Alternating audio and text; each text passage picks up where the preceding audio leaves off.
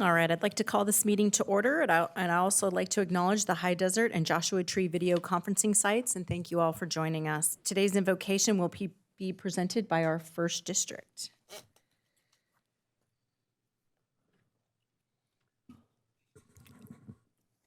Thank you. Today, we're going to have the invocation given by Pastor George Beardsley. Pastor George Beardsley was blessed to be born and raised in the high desert. After graduating from Hesperia Christian School, he attended Biola University and received an undergraduate degree in business administration. After years of work in the business world and serving as a lay leader in local churches, Pastor George recognized God's call into vocational ministry. He attended the International School of Theology, eventually receiving a master's degree in Christian ministry. Pastor George has been serving at the High Desert Church for over 30 years in a variety of roles and currently serves on the board of Transformation Ministries, an association of over 200 churches across the United States. In his role with the ministries, he has been able to coach church boards and church leaders towards healthy cultures that encourage believers to impact their words for Christ. Pastor has been married to 35 years to Cassie, and they have raised 3 beautiful daughters. Their daughters are all married and have 5 grandkids.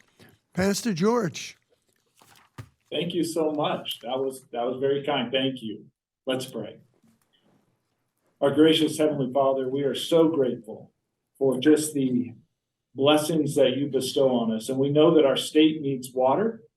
But Lord, we also know there are so many people that are just digging out and taking care of this storm. And I pray protection on all the workers and all the people in our county that are serving those communities that are so heavy hit by this storm. And I pray you would protect them.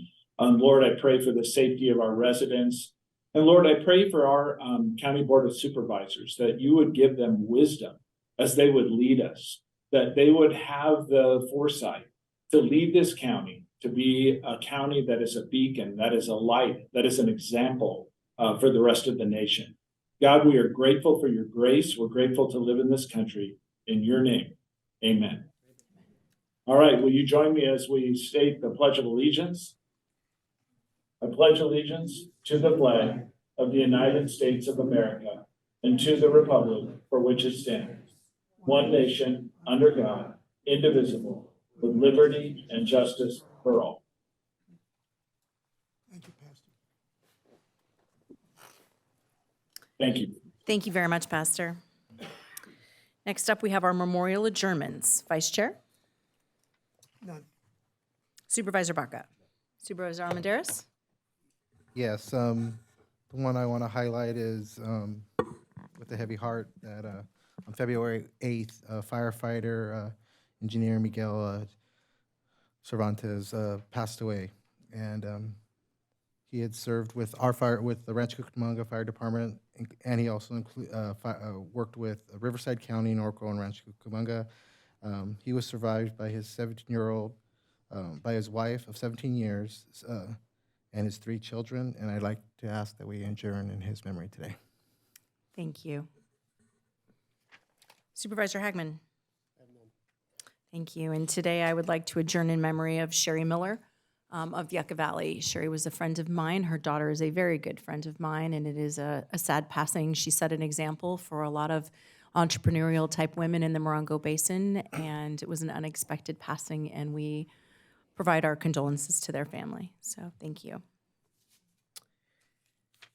So now we move on to reports from County Council and CEO. Tom? Thank you, Madam Chair. There are no reportable items from closed session. Leonard? Good morning, Madam Chair. Nothing to report. Thank you, thank you. We do have a special presentation to recognize Nancy Perez. If you'll join me in the well, please.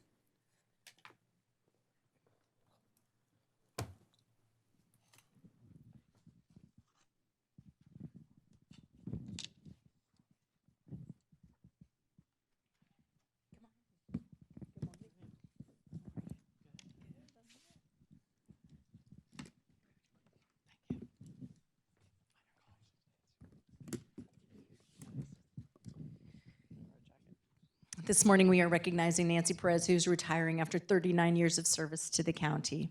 Nancy began her career,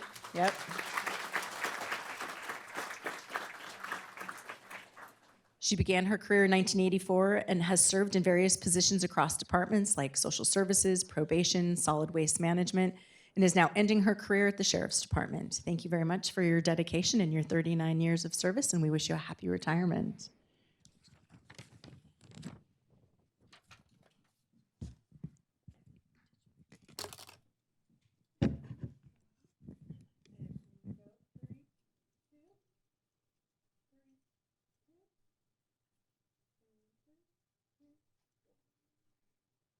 Do you have anybody you'd like to bring up to take photos?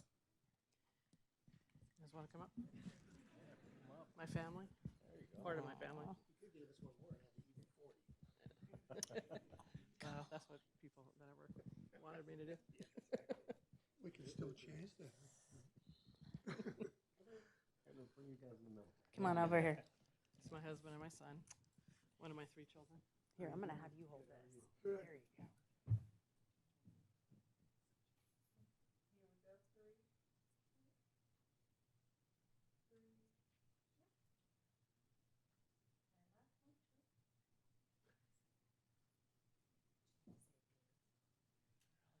No? Okay. Thank you very much, and congratulations.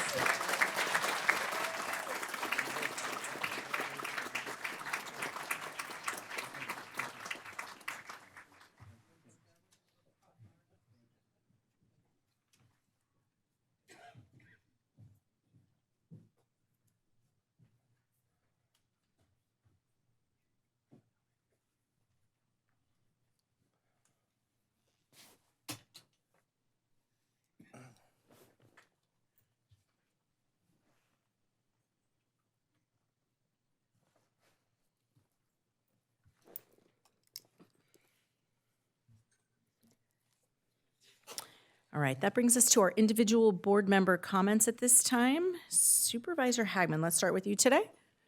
Thank you, Madam Chair. First of all, in context, remember, we're the largest geographical county in the United States, so we always have something new in this county, and the latest is this great winter storm.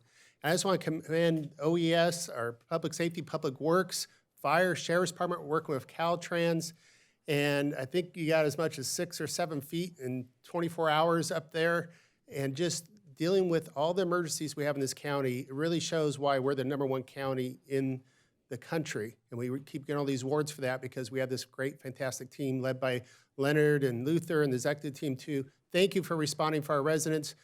We don't get a break. It's still going to come down, the next storm coming in, and hopefully that they will continue to step up to the challenge like we always do for any kind of special emergency. And then I'm just thinking after the stove starts smelling, we got to worry about floods. And after the floods, we're going to have this great growth over the summer. And our fire season is going to be here. It's going to be nonstop needed for our residents in San Bernardino County. But we're up to the challenge because we have this fantastic thing. So thank you all for everything you did. It always seems to happen on the weekend, Friday, Saturday, and Sunday.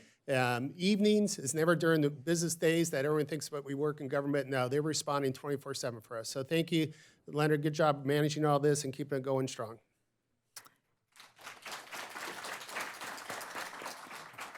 Supervisor Baca. Yeah, thank you, Madam Chair. I too echo the sentiments of Supervisor Hagman. Just want to thank our safety department for doing everything they can. And, I know it was a challenging time, difficult time, especially in the mountain community, those traveling through the mountains. I know that there was many campers that were there from outside communities. But the great thing is that they wanted to come to San Bernardino County, and they wanted to be part of our county. I think that's important. That's a testament to our team, to our county, and all the amenities we have here in the department. Really want to thank the Office of Emergency Services for all their outreach, and our partners, Caltrans, Highway Patrol. It really took a group effort to address these challenges. Great job, Leonard. And the last thing, I just want to make an announcement. I think it's a big announcement for our county. What happened about a week and a half ago through the California Department of Social Services, the County of San Bernardino received a $14.1 million grant. And this grant is to create a recuperative care to address some of the homeless challenges we have in our county. The great thing about this, I want to thank Leonard for his leadership on this, and also Sharon Nevins with DOS. Department of Adult and Aging Services. Yes, Sharon, great job. Congratulations, Sharon. We want to thank you for your good work. And one of the things I want to highlight about this grant was a statewide grant. We're the only governmental agency that received money. All developers, not that there's anything wrong with developers, we love our developers, but I think the great thing is that the county was the only county in the entire state of California to receive this money. So hats off to the team. Great job. So congratulations and thanks for your good work. Thank you so much. Thank you. Thank you, Madam Chair. Thank you. Supervisor Armendariz. Yes, thank you. I want to just continue to echo the comments of everyone before me, just let our residents and our mountain communities know that we do hear them, and we are continuing to work in response to our residents, and we are preparing for our next storms. To our Mount Baldy residents, thank you for your direct lines of communication with me and my office and the county departments. Lastly, as we begin this, journey into this crisis that we're dealing with, know that we are here to support you and help you in any way we can. My Mount Baldy community that we have currently out there, just, continue to show your strength and your coordination, and we look forward to helping you in every way we can. To our first responders, I want to just, first of all, just say thank you for all your hard work, dedication, for all of those who are working in our mountains currently. Same thing, without you guys, we would not be able to have the outcomes we're having currently to get people home as quick as possible and keep people safe. The other thing I wanted to comment on is last week I also was able to meet with our multiple departments of homelessness and regarding the homeless fight that we're trying to get through. And just, I'm just glad to see that we're taking multiple approaches. I believe we can and will be doing more in these upcoming months. Homelessness will require us to be innovative and approach this with our teams and also working with our cities, our nonprofits, our faith-based organizations. I look forward to helping in that exercise and us getting through this and making a real path to helping those who are at risk and homeless. This is one of the #1 priorities in my district for me, and I look forward to the timely progress and working with you and all my other colleagues. Thank you. Thank you, Supervisor. Vice Chair. Yes. With everything that's been going on, I just want to share a story. A number of years ago when I was in the State Assembly, and I don't even know how many years ago it is, but we were on our way up to Big Bear. We're going to go up there, and we had a couple of meetings with constituents, and of course, the snowstorm and everything like that. We did have chains, and of course, we got up there one of the stations where they force you to pull over and put chains on the car. And you think you know that you're smarter than the elements and everybody else, but when you're a stupid elected official that's got to get out there in a suit and get on the ground and put chains on where it's snowing and everything else, just it kind of don't underestimate the elements, particularly when you have these bad storms. And I should know better. I grew up in Connecticut, everything like that, but something happened to me, and I was in politics. My brain froze, and it's probably been frozen since. But all those people that have to deal with these contingencies and what have you, try and plan on the freeways. Watch out for your speed limits. I'm always worried about the pass. They seems as though they concentrate on the grapevine, and it looks like I don't know what quarter of an inch of snow or what have you, but it's so slippery when they go up there. And we'll get through this. But all our emergency services in the county, I just want to echo what they've been doing. These are tough times. And once again, when you have neighbors that help you out and friends, this is where things happen that you don't expect. You have to deal with them. So anyway, Thank you very much. Thank you, Vice Chair. I too share the same sentiments. Leonard, under your leadership, we appreciate everything that took place over the weekend. It is always typically on weekends. And so being responsive to those texts and phone calls 24/7, your availability, your leadership under these tough times while we still manage the regular book of business. So we very much appreciate you. Some of the things that I'd like to consider, we hear great stories that are told from the dais here of our appreciation. Would it be possible for you to put together the stories of success that we have under your leadership and communicate that out? Sometimes I think that we don't do a good enough job at sharing our story. Absolutely, Chair, we can do that. I'd appreciate that. To our Office of Emergency Services, Chief Muncy, Sheriff Dykus, Brendan Biggs, Public Works, our special districts. Trevor, I know that everyone has worked around the clock on this. The emergency declaration that we will be entertaining today will help us immensely. We know that we still have residents and visitors that are stranded in the mountains. Part of what we can all do to help with that is understanding why the need to respect Caltrans, Highway Patrol, those orders that are given.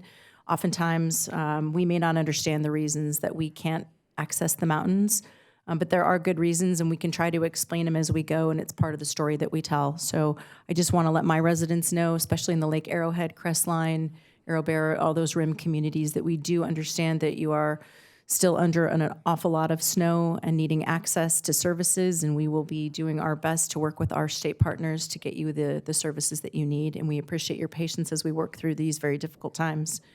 And that brings me to Lynna. We have any changes or revisions to the agenda? Thank you, Chair Rao. The only change I have today is under presentation of the agenda item A. There is an urgency item for the board's consideration. The board received a request from the County Administrative Office to add an urgency item to today's agenda pursuant to Government Code Section 54954.2B2. And if the request is approved, the item will be added as a discussion item this morning. The proposed item has been provided to the board, and copies for the public review are available in the clerk's office and at the table as you enter the board chambers. The board item recommendation reads as follows. Ratify action taken by the Director of Emergency Services on February 27th, 2023, proclaiming the existence of a local emergency as a result of the extreme weather event that started on February 22nd, 2023, and impacted San Bernardino County. Continue the local emergency, which still exists and continues to be an emergency for an additional period in accordance with Government Code Section 8630C. I'll now turn to County Council to provide additional information. Thank you, Madam Chair. Thank you, Madam Clerk. In order to add this item to the agenda, because it was not on the original agenda, the board needs to make findings under Government Code Section 5954.2B2. There are two findings that need to be made. The first one is that the item came to the board's attention after the agenda was posted on late Friday. Obviously, the emergency declaration wasn't signed until yesterday, and a great deal of the snow occurred on Friday after the agenda was posted and then on Saturday. And then the second thing that the board must find is that the item requires immediate attention. Again, this is to pursue funding from state and federal sources to assist in the efforts to overcome the snow event. So the board needs to make those findings by at least a 2/3 vote. Thank you very much. At this time, I will entertain a motion. So moved. Second. Thank you. So a motion from Supervisor Hagman and a second from Supervisor Baca. All those in favor? Aye. Aye. Any opposition? Seeing none? Motion passes unanimously. Thank you all. Leonard, are we ready to take that item first and discuss that first? We are, Chair, yes. Okay, very good. I'd like to ask staff for a presentation then on our emergency declaration. Wonderful. Thank you, Chair and members of the board. I'm going to ask Daniel Munoz, the Deputy Executive Officer over Office of Emergency Services, to come and join.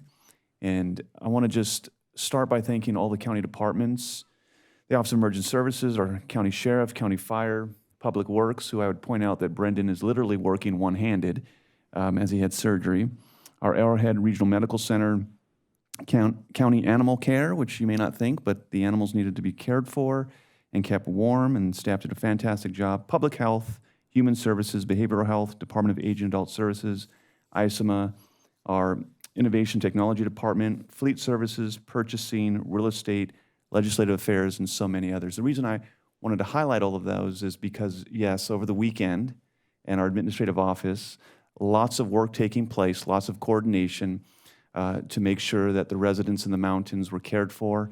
It's an ongoing effort, and I'm going to pass on to Daniel in just a minute here to talk about what we're going to continue to do as a county. But truly, our collaboration, our teamwork, and the leadership from so many different department heads that are here in this room is what makes this county a great place. Also want to thank our partner agencies, our California Office of Emergency Services, the National Weather Service, that told us it was going to be bad, and they did not lie. Caltrans, California Highway Patrol, American Red Cross, and Southern California Edison, who's been keeping us updated. And so now, Daniel, take it away. Thank you, Mr. CEO. Good morning, Madam Chair, Vice Chair, members of the board. Daniel Munoz, Director of Emergency Services. I put together a few notes here just to try to be brief, but at the same time comprehensive. So I'll go through some of the highlights and be happy to entertain any questions that the board may have at the end of the presentation. But let me just start off by thanking this board for your ongoing support, because really without that support and leadership, we can't operationalize the things that we need to. So we really, really appreciate that. So as Leonard mentioned, National Weather Service did predict this storm, and the county and our partners have been actively engaged in conversation and coordination calls, pre-positioning resources, and doing all of the things that we needed to do to prepare for this storm. And those preparations began early last week. The thing that I think could not be understated, though, is this is essentially an unprecedented storm. I don't think that in the history of the county of San Bernardino we've ever had blizzard-like conditions in our mountain areas.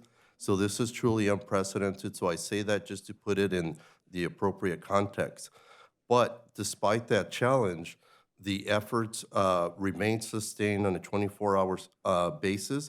Our county public works, with support from their contractors in close collaboration with Caltrans and CHP, quickly began their response efforts to clear roads. And again, those efforts are being sustained 24 hours.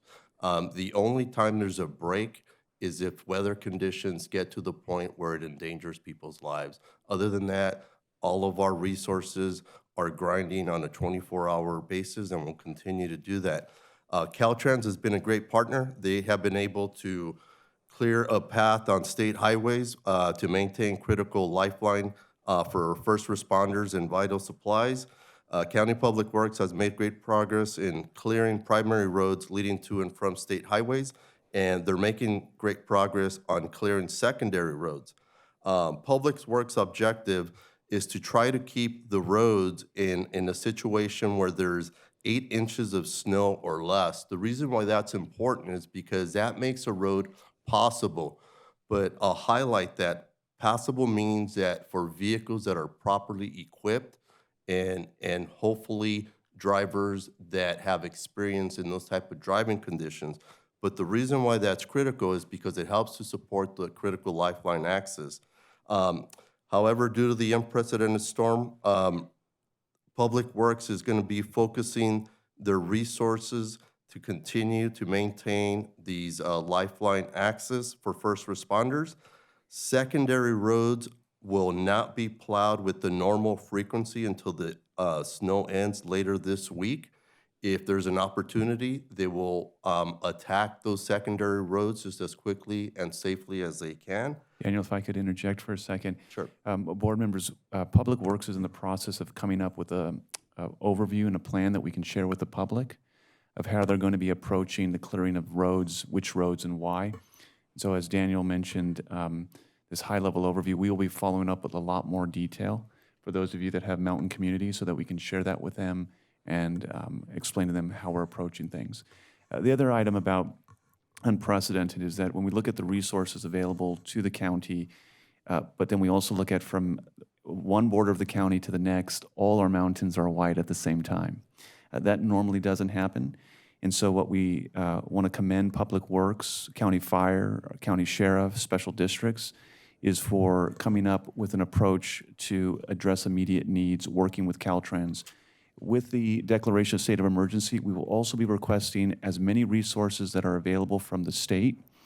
And we have several of our key components ready to make those requests and are actively engaged through Daniel Munoz in our Office of Emergency Services. Please carry on.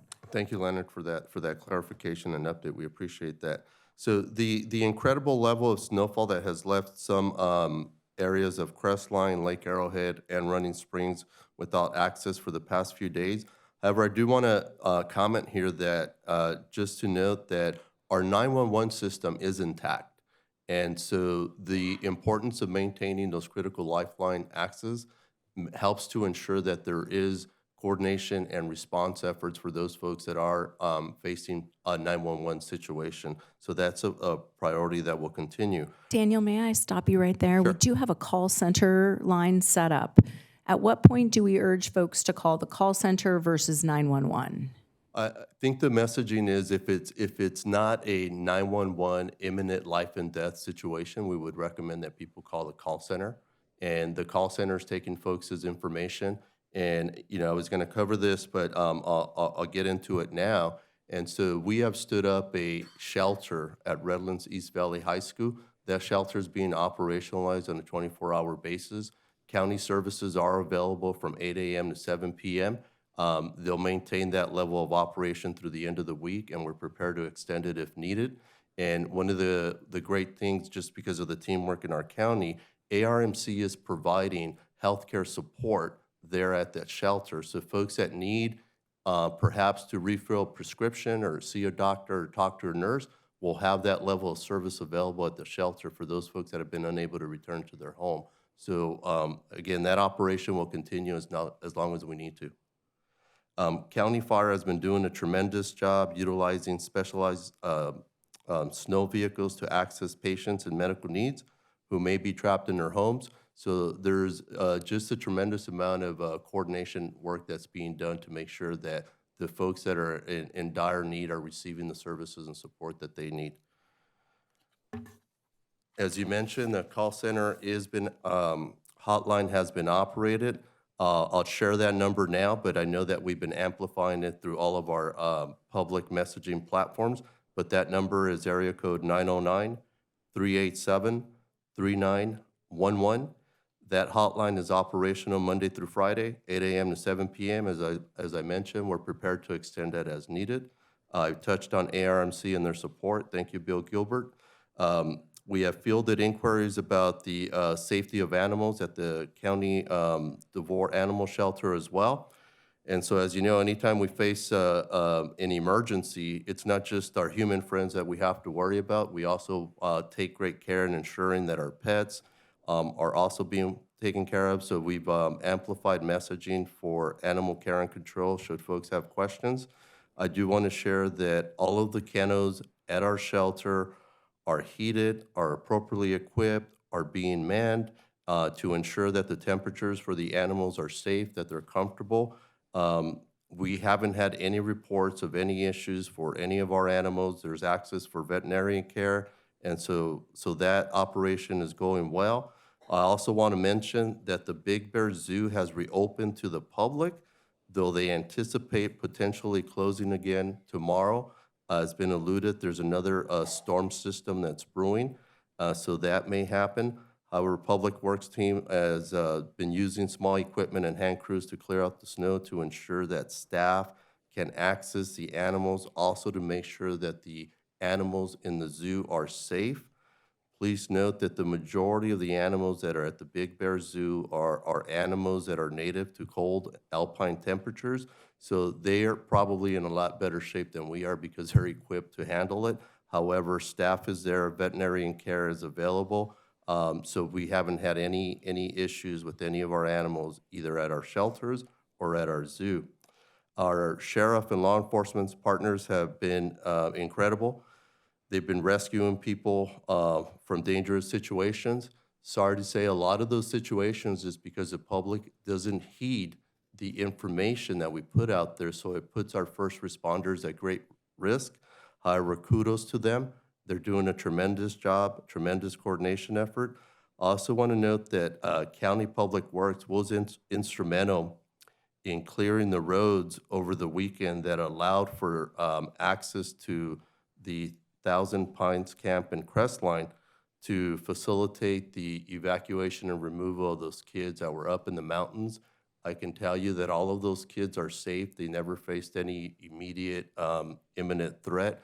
County Fire did a great job of going out there and assessing the situation. We felt confident about our plan of attack, and they're safe with their parents, and they probably have a great story to tell about their experience in San Bernardino County. And that was almost about 700 people, correct? Yes, ma'am. Yeah.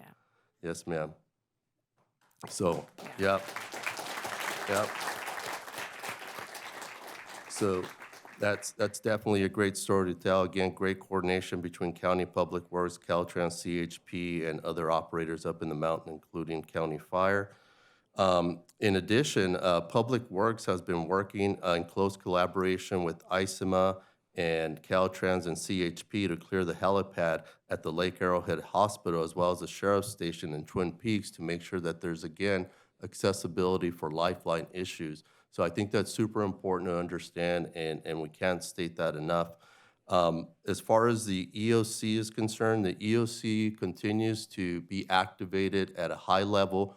We got staff there from just about every county department, including our Cal OES partners, and we have some California Department of Social Services staff in there as well. We've got county sheriff and fire liaison there as well. So we're having conversations every day, operational calls twice a day, public messaging folks getting together to help craft the right message and help amplify it to keep our residents informed, keep them safe. We'll continue to stay activated as long as it's needed. Again, the proclamation that's up for consideration with the board this morning, that will automatically trigger the governor to consider to proclaim a state of emergency for the county, but that's his prerogative. We'll continue to work with our state partners to request and acquire whatever resources we need to make sure that the residents of our county are taken care of. With that, just on a personal note, I want to thank our CEO. This gentleman is cool, calm, and collected. Anytime I call him 24 hours a day, doesn't matter. He answers the phone. He provides clear, strong instructions that typically just get her done. And that type of approach really allows us at an operational level to execute what we need to do to get the resources and services out to our residents.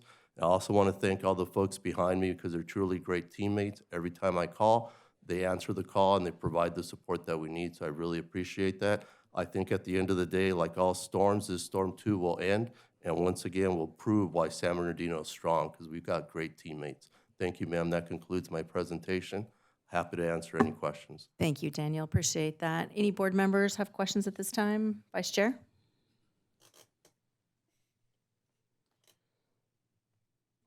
Yeah, thank you very much for that presentation. Is the airport open up there? I'm thinking of medevacs.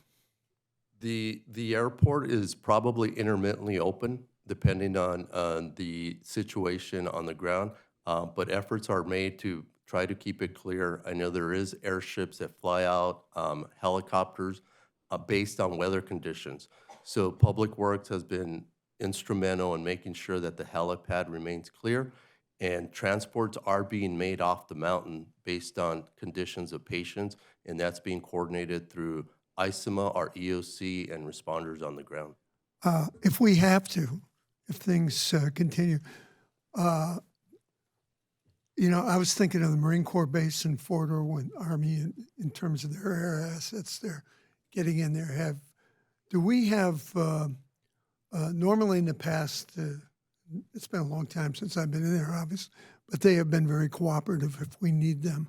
Have you at least extended if we need their, and I'm thinking air assets for medevacs? I'd say that our partnership and collaboration with our military bases has always been great, and we handle that through our standardized emergency management process, which goes through Cal OES, but military assets and resources are always an option. If it needs to be escalated to that level, I have full confidence that we can could anticipate support from them as needed. Okay, thank you very much. Chris, quick, do you have your crystal ball? When you're going to get a real break from this snow? I know we have another storm coming in. What's the weather forecast out there? Well, we've got a little bit of a break right now, and the teams are out there humping right now to maintain that critical lifeline access and allow some sporadic intermittent access to locals. There is a storm coming in. It's going to be hitting later tonight. At the end of the day, we anticipate that by close of business tomorrow, we'll probably have about another 2 feet of snow.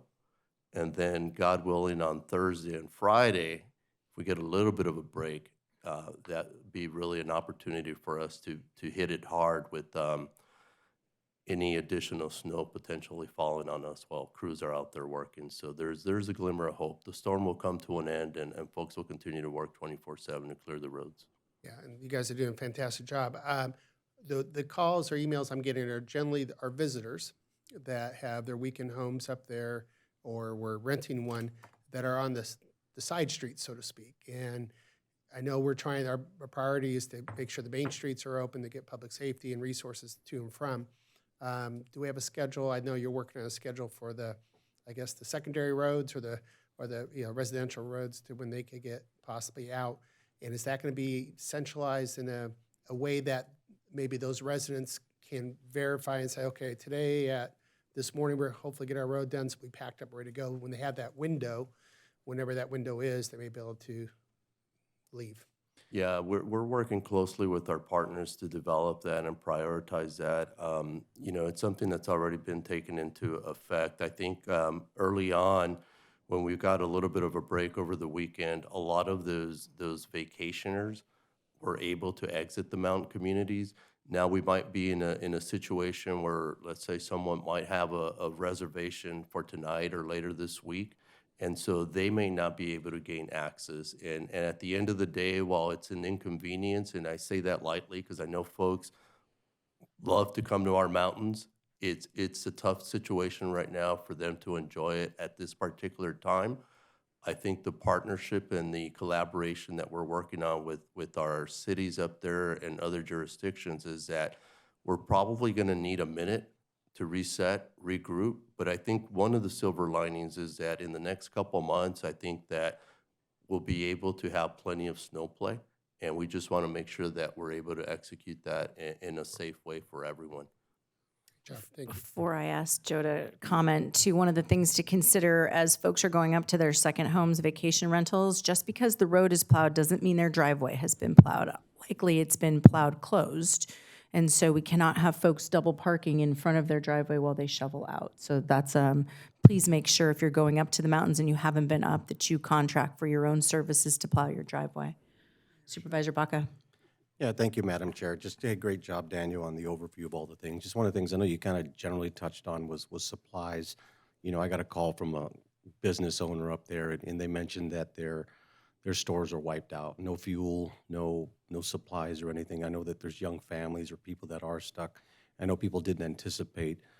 I heard a good story this morning. I believe CHP is escorting many of the vendors up there to make sure we resupply all the grocery stores. Maybe you can share a little detail on that. Yeah, so that's always a priority for the critical lifeline access. So fuel has been a challenge because one of the things, again, it's public safety. We don't want to compound a situation. However, CHP and Caltrans are coordinating to provide convoys with safe escorted entries to provide restocking of commodities, including fuel.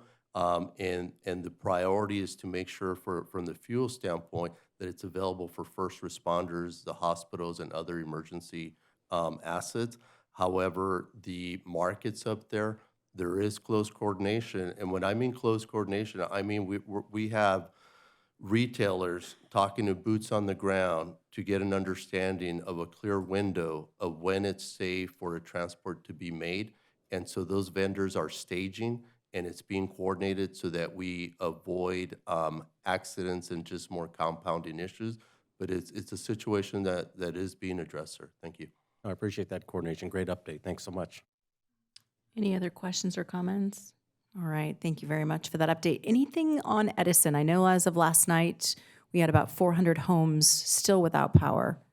Do we have an update today? Yes, ma'am. We actually have our next operations coordination call at 11:30 this morning. Edison has been part of that group, and so we've been coordinating closely with them to provide the safe access for them to get to their power lines.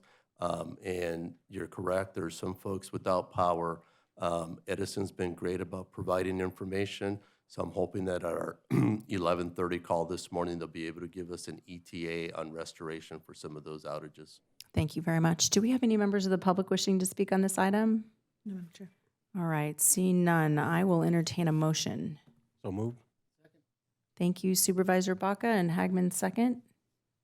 All those in favor? Aye. Any opposition?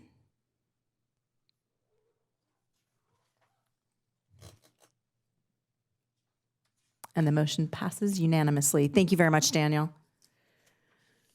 All right, we will move on to our conflicts of interest. If a board member has a conflict of interest to disclose regarding an item on the agenda, now is the time to do so. All right, seeing none, we will move on to our consent calendar, which includes items 2 through 78. Do we have any members of the board wishing to pull an item for discussion?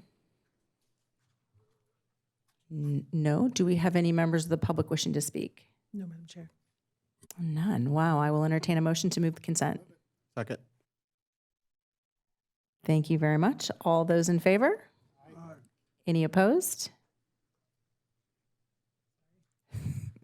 Takes just a minute for the system to catch up with us.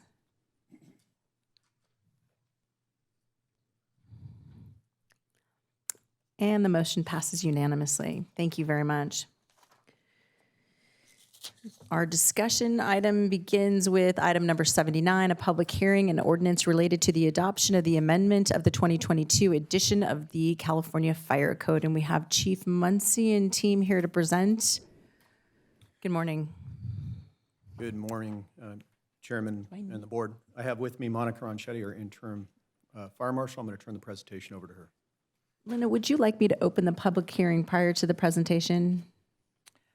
Yes, please. All right, so I will officially open our public hearing. Thank you, Chief. Members of the board, this presentation is for the public hearing and ordinance related to the adoption and the amendment of the 2022 edition of the California Fire Code. The proposed ordinance will repeal ordinance number FPD 20-01 and adopt the provisions of the 2022 edition of the California Fire Code, along with certain changes that are reasonably necessary due to the climate, geological, and topographical conditions in the county. It would also include existing local amendments carried over from the previous adoption and amendment of the 2019 edition of the California Fire Code as appropriate. On February 7th, 2023, item number 56, in accordance with Government Code Section 522.3, the Board of Directors of the San Bernardino County Fire Protection District introduced the proposed ordinance, considered the significant changes, and scheduled a public hearing to consider adoption of the ordinance on today's discussion calendar. The recommendations are, number one, to find the proposed ordinance repealing San Bernardino County Fire Protection District Ordinance Number FPD 20-01 and adopting the San Bernardino County Fire Protection District Fire Code, which adopts by reference the 2022 edition of the California Fire Code, along with certain changes, modifications, amendments, additions, deletions, and exceptions to the 2022 edition of the California Fire Code relating to fire regulations, is exempt under the California Environmental Quality Act guidelines, Title 14 of the California Code of Regulations, Section 15061B3. Number two, to make alterations if necessary to proposed ordinance. Number three, to adopt the ordinance repealing San Bernardino County Fire Protection District Ordinance Number FPD 20-01 and adopting the San Bernardino County Fire Protection District Fire Code, which adopts by reference the 2022 edition of the California Fire Code, along with certain changes, modifications, amendments, additions, deletions, and exceptions to the 2022 edition of the California Fire Code relating to fire regulations, which was introduced on February 7th, 2023, item number 56. And then number 4, direct the Secretary of the Board of Directors to file and post the notice of exemption. Thank you. Thank you very much. Do we have any questions from members of the board? Seeing none, do we have any members of the public wishing to speak on this item? No, Madam Chair. All right, at this time, I will close the public hearing and entertain a motion. So move. Thank you very much. All those in favor? Aye. Any opposition?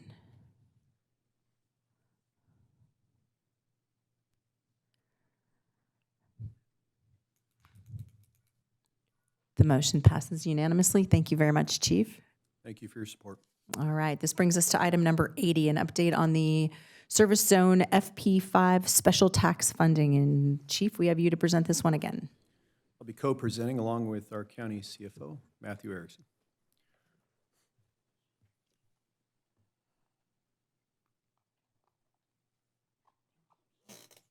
Next slide, please. This is update of Service Zone FP5 special tax funding. A little overview of our fire district. About 78% of our 19,200 square miles is federal or state land. There's no property tax on this land, yet we provide service. The fire district is a California special district and is not a department of San Bernardino County. The fire district is therefore bound by Fire Protection Law, Health and Safety Code 13800. In 2022, the fire district responded to almost 140,000 calls for emergency service. I think most of those were over this past weekend. I want to thank our firefighters for their tremendous response.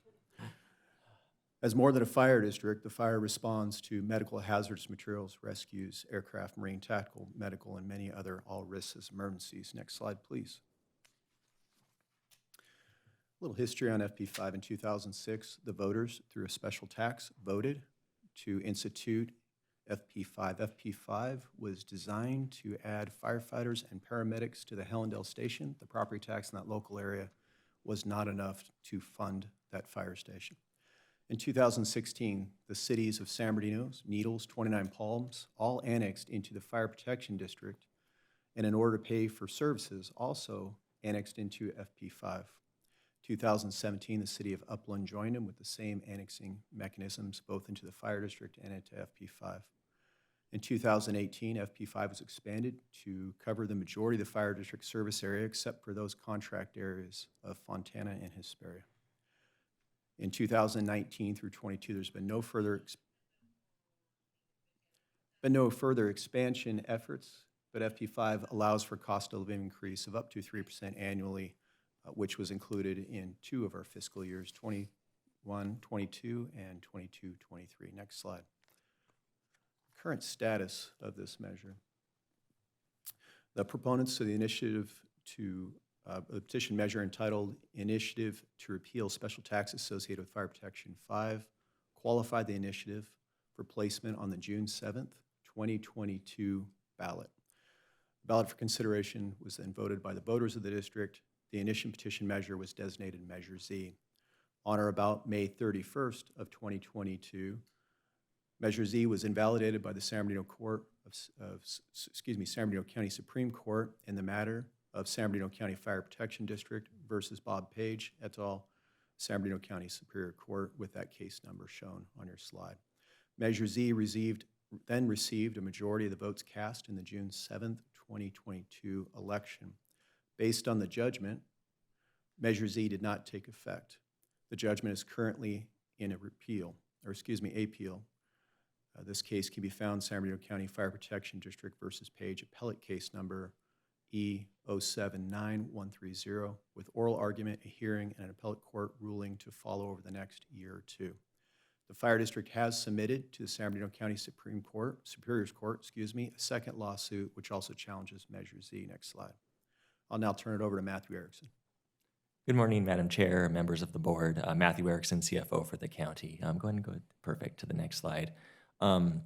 Given the current unknown status of the funding situation with regards to FP5, we wanted to provide a little bit of context to you with regards to exactly how much revenue the fire district receives in FP5, as well as kind of what its proportionate share is of the entire budget, to give you some sense of what we're really talking about here. So this first slide in front of you kind of lays out the various budget revenue sources by type of the department or the district at this time. And what I really want to hone in on is FP5 special tax, the second to last column, which demonstrates that really their budget has $46.7 million of ongoing resources at this time that makes up its entire $260.2 million budget. For context, that's about 18% of the entire budget, which is a pretty significant share of the entire operational budget. What I wanted to highlight for you as well, though, is that each of the individual zones have to use the FP5 revenue within their particular zones. And so when you look at it a little bit closer, you can see that, like South Desert, for example. South Desert has $10.5 million in FP5 special tax revenue, and total of $21.4 million in revenue, which makes up about 50% of the revenue for that specific zone. In addition to that, if you look at the valley, although it doesn't seem as big of a share of the total resources for the valley, it should be highlighted that a lot of that revenue is going towards the city of San Bernardino as well as Upland. They receive a big share of FP5 revenue, and so when we annex their cities into the fire district, that was a key component to being able to fully fund those areas. And so when you dive in and look at some of the specifics of it, it could be even more, more challenging than even the 18% we're really talking about. I'm going to go into the next slide. What we wanted to talk a little bit about with you today is, anytime we are discussing the potential for any potential operating deficit within any county department or district, one of our county policies and the way it provides guidance with relation to one-time funds is that we should really have a plan anytime that we use one-time funds on how to really structurally balance a budget on an ongoing basis to try to get our ongoing revenue sources and our ongoing costs kind of in line with each other.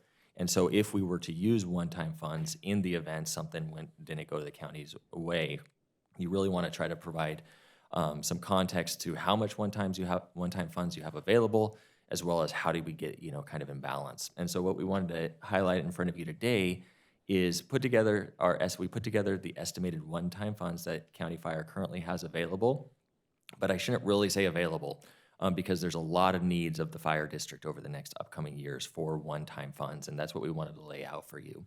So they currently are estimated to have $166.7 million of one-time funds available, but there's a lot of needs that they have as well. And so what we laid out for you is some potential recommended uses that are aligned with potential reserves that they could have in the future, and some of the reasons for those. And what I wanted to highlight for you today was a couple of the big ones. And so you've got a general purpose reserve that we would recommend that they have at approximately 20% of their total revenue sources. This matches the county policy. As you guys know, for the county as a whole, we have a general purpose reserve at 20%, and what we just think that's a really great starting point. Anytime you're trying to set aside resources, 20% of total revenue makes a lot of sense. And so that's one of our key recommendations. And then what I wanted to hone in on is the capital projects line. As you'll see, County Fire has a lot of priority projects for station replacements and other capital needs. They would propose to use about $92 million. Sorry, 92.9, my eyes are bad. $92.9 million, almost $93 million towards capital projects. And what I wanted to really highlight for you is they have a lot more need than that $92 million that's available. They have over $173 million of need in cost associated with a lot of those projects. So even within that $166 million, there's a deficit even on that side of things. So where we find ourselves at this point is, dependent on how the court case goes, currently as of 22-23, the district has not done anything operationally to impact their budget. So in the event it did not go the county's way, that would be $47 to $50 million in 22-23 that the county or County Fire would have to come up with in order to take care of that deficit. Every year that there's no decision made, that's another $47 to $50 million that is essentially needed to help address this issue. And so that's that's what we have in front of you today as far as seeking some direction from you as to how you would like us to proceed with the budget. That's last slide, and that's where we're at and seeking some direction. Thank you very much. I'm going to go to public comment first before I do board member questions and comments. And I have one request to speak from Tom Murphy.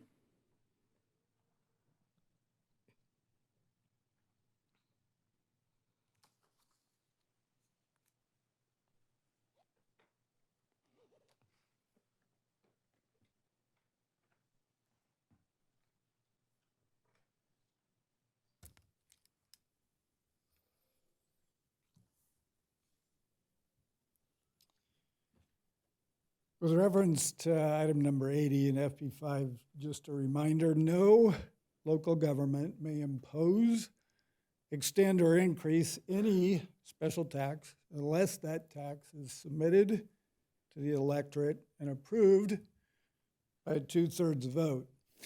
In 2018, this board chose to ignore that clause in our state constitution and imposed the FP5 special tax on property owners across the county.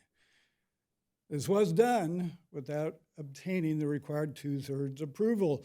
In June of 22, district voters, being able to read their own constitution, chose to repeal FP5 via Measure Z. So why is this tax still on the rolls? Simply because this body approved legal action against their own constituents. Rather than comply with voters' clear direction, the board chose to bury those votes via the courts. That is the bad news. The good news is you can fix this. Go where your constituents are pointing you.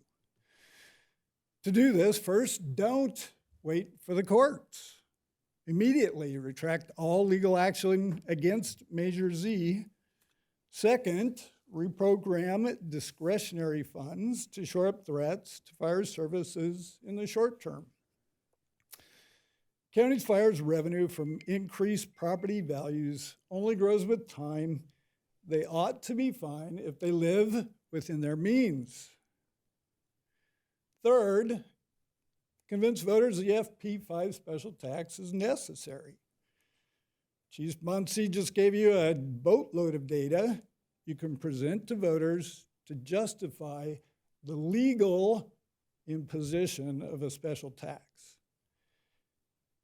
If FP5 is truly necessary, elected leadership ought to be able to communicate this to the voters. Finally, put it to a Prop 218 compliant vote at the next election.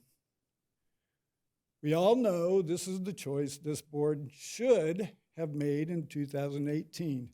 It didn't, but I believe this board has both the courage and political instincts to redeem that error. They can do so by immediate direct action to retract the lawsuit against Measure Z, combined with an all-out effort to convince voters the tax is necessary. Thank you. Thank you. At this time, that's all the requests to speak that I have. Do we have any board member questions or comments? All right, Chief, I do. It appears that county fire operations could be significantly impacted if county fire is ordered to return these funds. Would you mind reporting back to the board the potential impact of your operations on that? Are you requesting a further agenda item on a future meeting? A future meeting, not today. Thank you. Yes, ma'am. Leonard, can you review the use of the county's general fund as an option to backfill the shortfall should the Court of Appeals overturn the trial court decision? Yes, Chair. We'll do the research with County Finance and County Council and get back to the board on a report on that. I appreciate that. And I have one last question for you, Matthew. On slide 6, when you were talking about the different zones, all of those appeared to be within FP5, the mountain, the North Desert, the South Valley. You mentioned that you can't move money around from different zones. Is that so the money that is collected within the mountains could not be moved to the North Desert, or you can move it around within FP5? Not correct right yet. The money that is raised in the zone must be spent in the zone. The mountain service zone, every dollar that's collected via tax or by FP5 is spent in the mountains area. So our valley zones cannot subsidize our desert zones as an example. That is correct. Okay, thank you very much for the clarification. All right, so we have a motion on this action. Thank you, Kurt. Thank you. All those in favor? Any opposition? All right, motion passes unanimously, even though I'm ahead of the screen. Thank you very much, Chief and Matthew. That ends our discussion item. Now we have our general public comment for items not on our agenda. First up, I have Sydney Weatherford.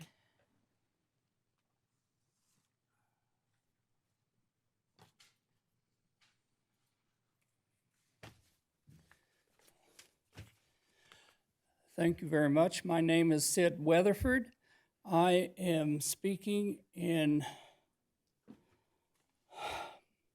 representing our Mountain District of Twin Peaks.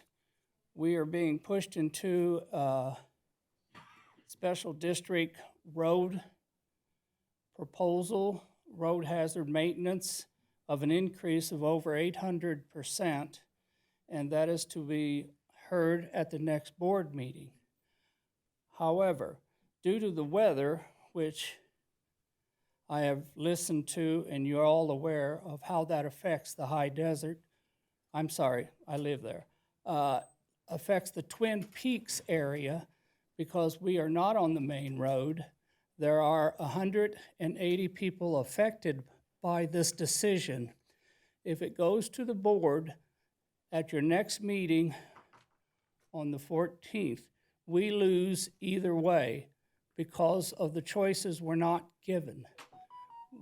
We are asked to either accept the 800% increase or a flat refusal of any services of any kind. And despite the fact that the special district is supposedly following Prop 218, Special District Guide for CSA R22 Twin Peaks, there are numerous items within there that they are not following.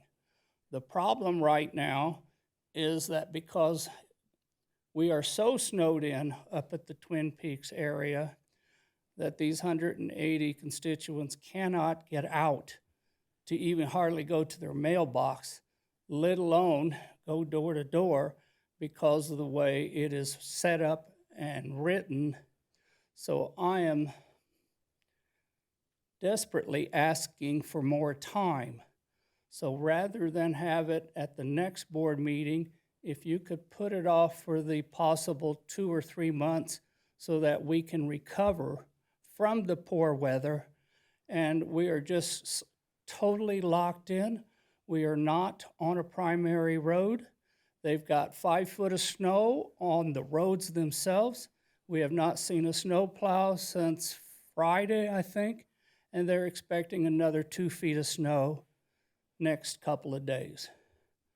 So with respect to what you can do, I simply ask that you give us a little more time so that we can properly do our due diligence on this imposed revenue increase of over 800%. That's time. Mr. Weatherford, we've heard your concerns and we will do what we can and someone from our team will be in touch. I thank you very much. Thank you. All right, next up I have Garth Pizant. And then after Garth, we're gonna go with Theodore Trentman.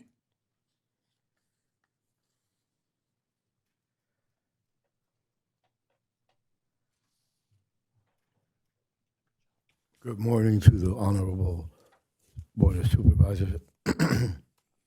Whenever the court directs requirements of you, it must provide instructions by the clerk, not referral to an attorney.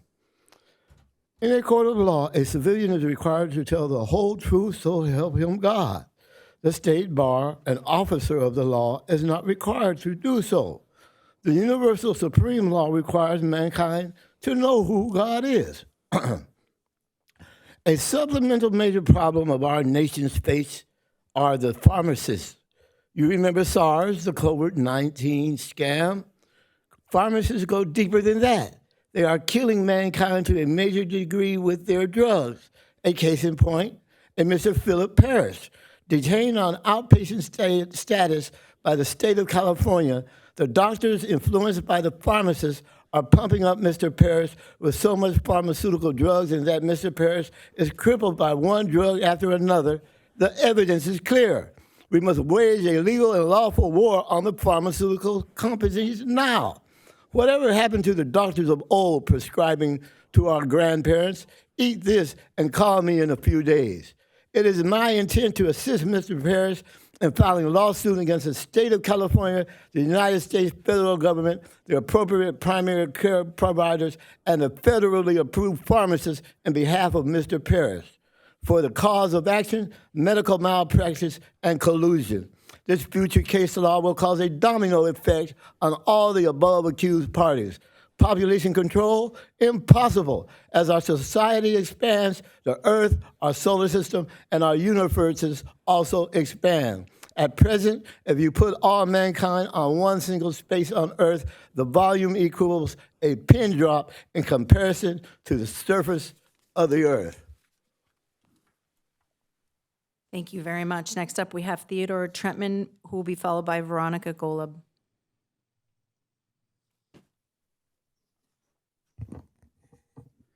Good morning. My name is Theodore Trentman. I'm from Big Bear City, and I'm here today representing over 13,000 people who have signed my petition, nokillsbc.com. I'm here today specifically to talk about the contract that you are beginning to consider renewing with the city of Apple Valley. In my 12 years of being an animal networker, which means I produce rescues for animals in our facilities, that means I call rescues, I call veterinarians, I ask for people to donate money. I've never seen a facility so poorly, I should say, so inhumanely managed. I help a lot of animals get out of devour. I have helped our Big Bear shelter not kill one animal in the last 3 years. Not one animal in 3 years. So I'm not a novice at this. We have a problem with the contract that you're considering signing again for the 10th year with the city of Apple Valley. My main concern, first let me say, is at the last city council meeting, the town manager, and I quote, said, if you want to take your stray animals to a safe facility, do not bring it to Apple Valley. Go to nokillsbc.com and you can see him making those comments. He says, do not bring stray animals to our facility. If you want them to be safe, he goes, I'm just saying it statistically, they're not safe at our shelter. So when you consider giving them $500,000 this June, consider that you've created contract killers in the city of Apple Valley. I'm not trying to be dramatic, it's the fact. They kill thousands every 6 months. Thousands. Big Bear, the neighbor, not one. They claim that it's their policies. They run it really well. When you call them and you say, hey, what's happened to this dog that you just killed? We can't tell you. Well, why can't you tell us? It's our policy. I'm asking for transparency. I'm not asking to get rid of the shelter. We need the shelters. I'm asking for Apple Valley to commit to running more like Devore, more like Big Bear. We need transparency. There's money. People are pledging to save these animals, and because we don't know what's happening to them, people cannot contribute to the rescues. Finally, where does the animals go if you don't renew the contract? Consider giving it to your local animal rescues. Set up a fund to give money to the people saving the animals. They need money. That's time. Thank you. Thank you, sir. Veronica Golub, and we're going to be followed by Corey Carnegie.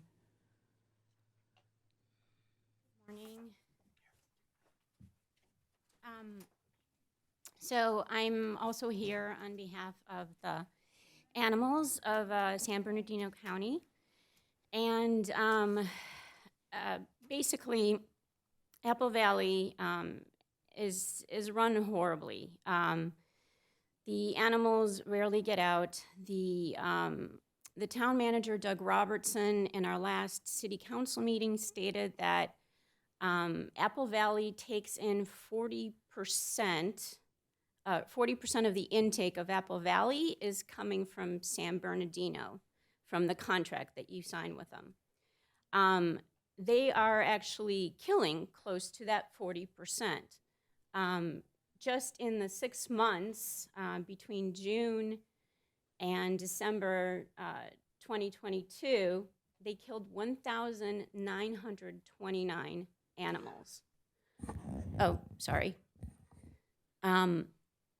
So basically, I'm here asking you to reinvest the money that you're paying to Apple Valley. You can do a lot of things with $500,000 a year. Over the span of 10 years, you've paid them close to $5 million, if not more.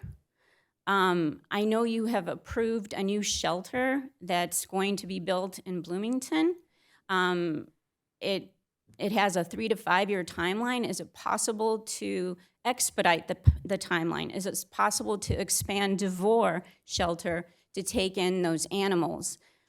Because what you're doing is you're basically sending those animals to die at Apple Valley. Apple Valley is only open 5 days a week. They take extended holidays, whereas DeVore is open every single day. They have evening hours. They do not take extended holidays. They take the general holidays. Over, for instance, the course of Christmas, Apple Valley was closed from December 24th to January 3rd to the public. Nobody could come in or rescue those animals. That is not the case with DeVore. I just want to go over some numbers real quick. So they just updated the numbers. From November to January, they took in 2,046 animals. 784 of them were euthanized. That's 38% of the animals that they took in. 336 of them were dead on arrival. I have no idea why there's 336 dead on arrival animals coming in 3 months. Where are these dead on arrival animals coming from? Adopted animals were only 290 out of those 3 months. That's 14% is what they're That's adopting. time. Thank you. Thank you very much. We have Corey Carnegie, who will be followed by Ciudadano Maltratado.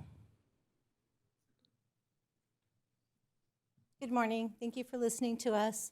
My name is Corey Carnegie, and I am here also regarding the DeVore contract of $500,000 going to Apple Valley Shelter so they can continue killing their dogs. Regarding the comment from Veronica about the DOA dogs, any dog that dies in a cage is listed as a dead on arrival, which is just a way of them lowering their euthanasia numbers, which they have at least, right now it's about one healthy adult dog that they're finding dead in a cage a week. Last week, it was one. The week before it was one, yeah. There's a lot of viruses and there's a lot of things going on at that shelter. They don't want any recommendations to improve things. They are happy with the status quo. Doug Robertson told their staff they're doing a great job. I don't know what your idea of a great job is, but when you're killing that many dogs, I don't know how they could refer to it as a great job. But I'm here to tell you congratulations on your statistics. The fact is that Apple Valley Animal Shelter is not very successful at adoptions in comparison to Hesperia, Riverside, and San Bernardino Animal Care. The euthanasia rate is higher than their adoption rate. This is not the case for any other shelter. If you look at the disposition reports, you will see the trend. Apple Valley Animal Shelter will claim it is because they are a high-volume shelter, but this is not the valid argument, for they are not the only high-volume shelter, but they have the lowest numbers of adoptions. I believe that this is the result of the lack of accountability, their policies, I hate to say it, but their work ethic. From management and rescue coordinator, San Bernardino has managed to have 3,268 pets adopted. That's a lot different numbers. They work with 725 active rescues, where Apple Valley works with 240. It takes over 4 months to get approved by Apple Valley to adopt out dogs to rescues. And even then, when they're approved, they don't always let them go to rescues. It seems to be a power struggle there. January, 120 pets were adopted and 244 were euthanized. Please consider not renewing your contract. Let people adopt on some of their policies that need to be adjusted is they don't let people adopt an animal when they're youth listed on their last day.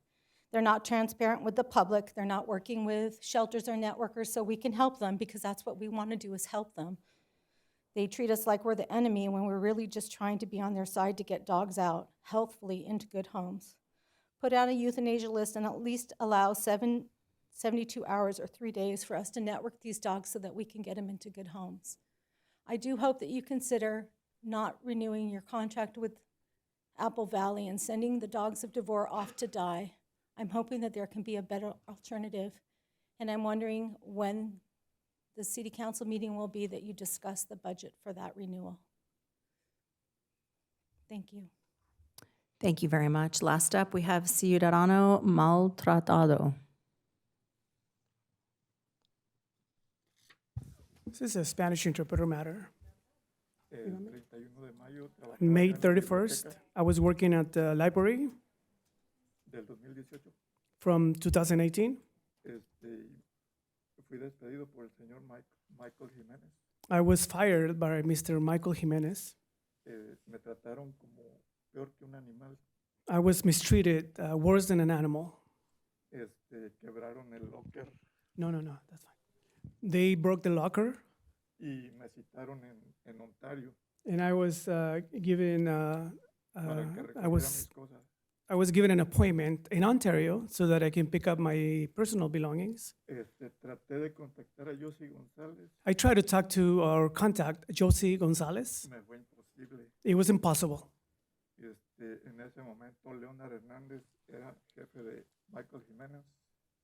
At that moment, Mr. Hernandez was a supervisor of Michael Jimenez.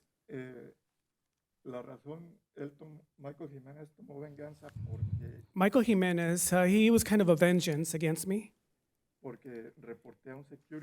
And he did it because I reported a security agent who kept just talking to the homeless people.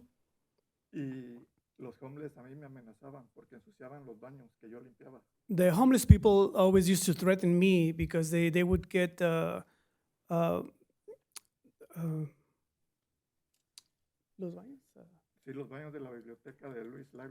yeah, the restrooms from the library, they would get them very dirty, and they would get mad at me because I was in charge of cleaning them. So it was just a vengeance against me. That was basically it. Michael Jimenez is very good friends with Isaías Garcia.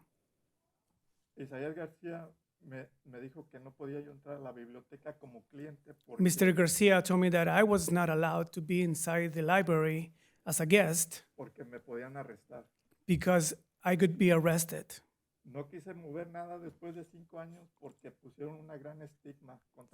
For 5 years, I wasn't able to do anything because they created a big stigma against me. It is very, very almost impossible to get to contact one of you five. The staff that represent you guys.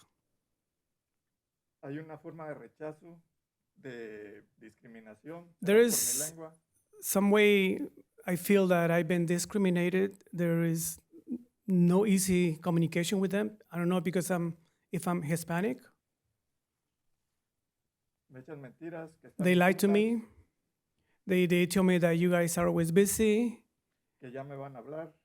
They tell me that I'm going to get a call soon.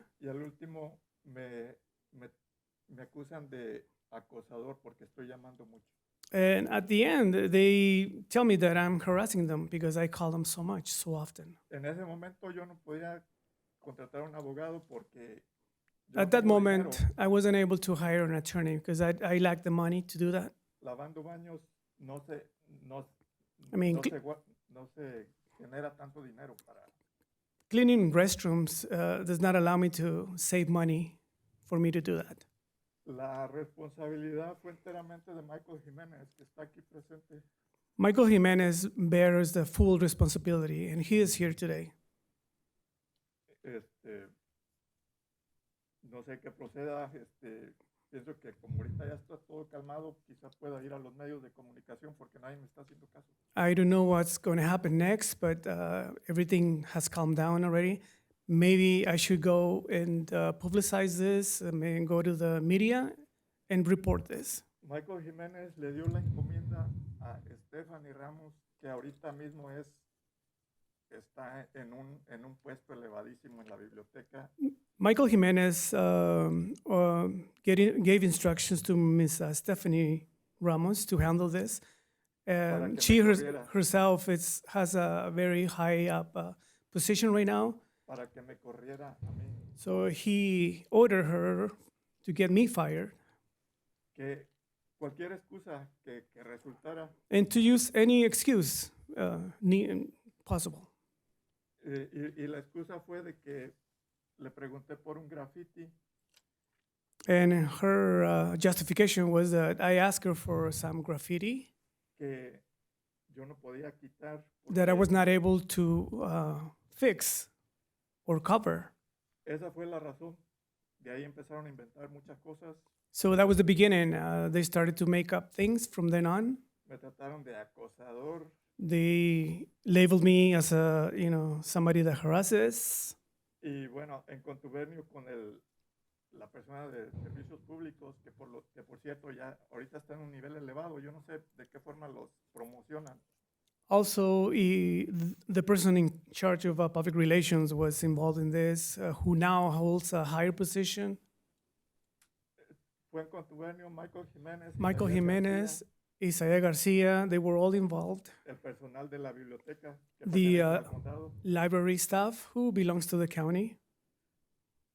Obviamente la agencia para lo que yo trabajaba está And para hacer lo que ellos dicen. Obviously, the agency that hires me, they will do whatever That's these time. people tell them. Porque Dios, creo Ya que se te acabó el tiempo. tendré que venir la próxima semana para continuar porque I will have to come back and finish my statements. Thank you very much. That is all the requests to speak that I have at this time. Our meeting now stands adjourned. The next regularly scheduled Board of Supervisors meeting will take place on Tuesday, March 14th at 10 a.m. here in the board chambers. Thank you very much.